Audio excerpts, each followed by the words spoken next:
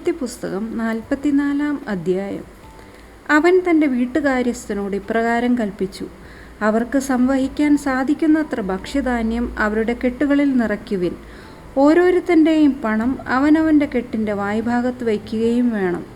ഇളയവൻ്റെ കെട്ടിൻ്റെ വായ്ഭാഗത്ത് എൻ്റെ പാനപാത്രം, വെള്ളിപ്പാനപാത്രം അവൻ്റെ ധാന്യവിലയായ പണത്തിൻ്റെ കൂടെ വയ്ക്കുക.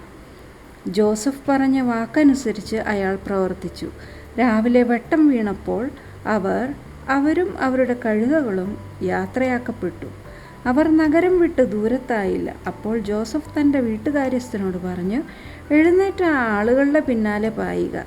അവരെ മറികടന്നിട്ട് അവരോട് പറയണം: നിങ്ങൾ നന്മയ്ക്ക് പകരം തിന്മ ചെയ്തത് എന്തുകൊണ്ട്? ഇതിൽ നിന്നല്ലേ എൻ്റെ യജമാനൻ പാനം ചെയ്യുന്നത്? ഇതുകൊണ്ട് തന്നെയല്ലേ അദ്ദേഹം ഗണിച്ചറിയുന്നത്? നിങ്ങൾ ചെയ്തത് ദുഷ്കൃത്യമായിപ്പോയി. അവരെ മറികടന്നിട്ട് അവൻ അവരോട് ഇക്കാര്യങ്ങൾ പറഞ്ഞു. അപ്പോൾ അവർ അവനോട് പറഞ്ഞു: എന്താണ് എൻ്റെ യജമാനൻ ഇത്തരം വാക്കുകൾ സംസാരിക്കുന്നത്?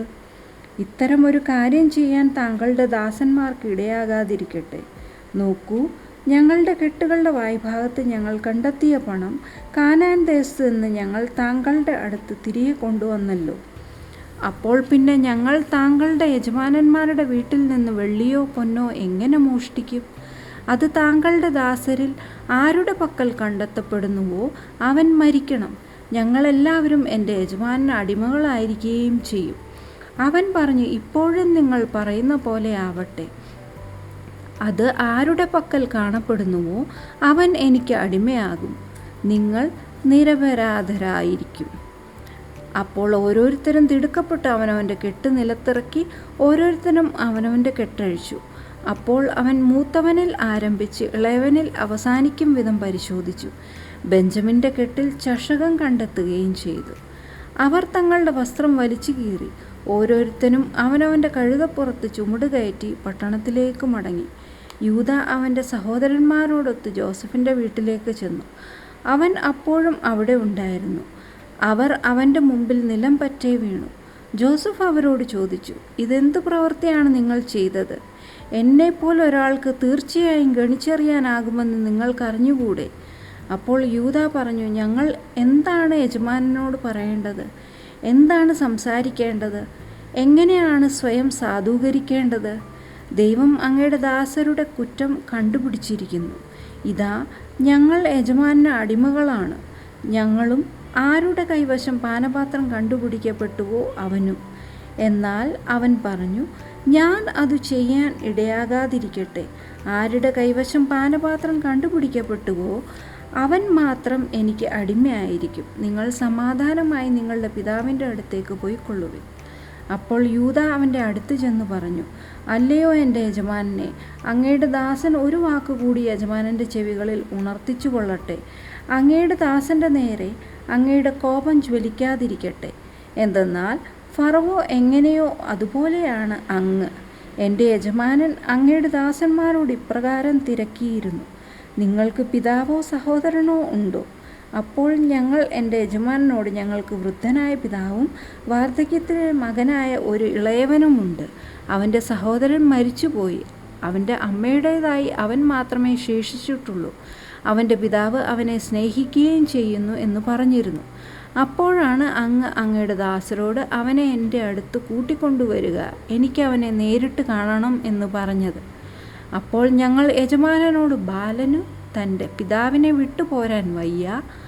അവൻ തൻ്റെ പിതാവിനെ പിരിഞ്ഞാൽ അദ്ദേഹം മരിച്ചു പോകും എന്ന് ഉണർത്തിക്കുകയുണ്ടായി.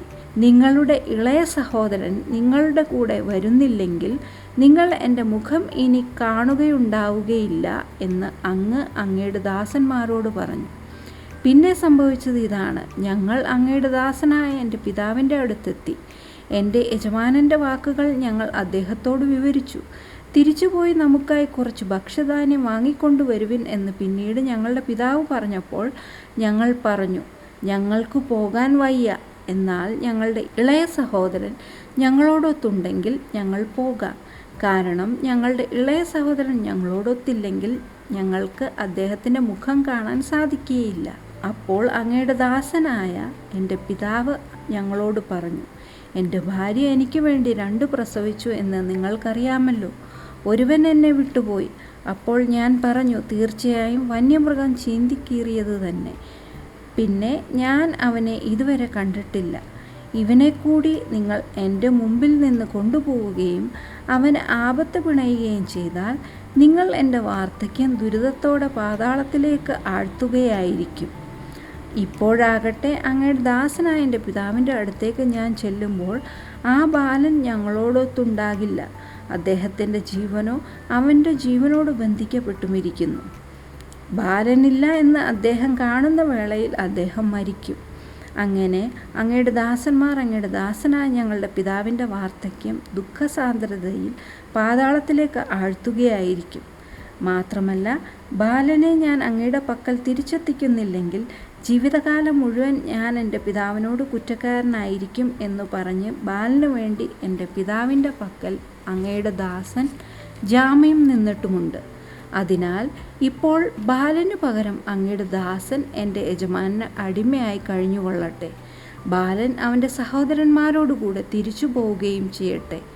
ബാലൻ എന്നോടൊപ്പമില്ലാതെ ഞാൻ എങ്ങനെ എൻ്റെ പിതാവിൻ്റെ അടുത്ത് ചെല്ലും? എൻ്റെ പിതാവിനെ പിടികൂടുന്ന ദുരന്തം കാണാൻ എനിക്ക് ഇടയാകരുതല്ലോ.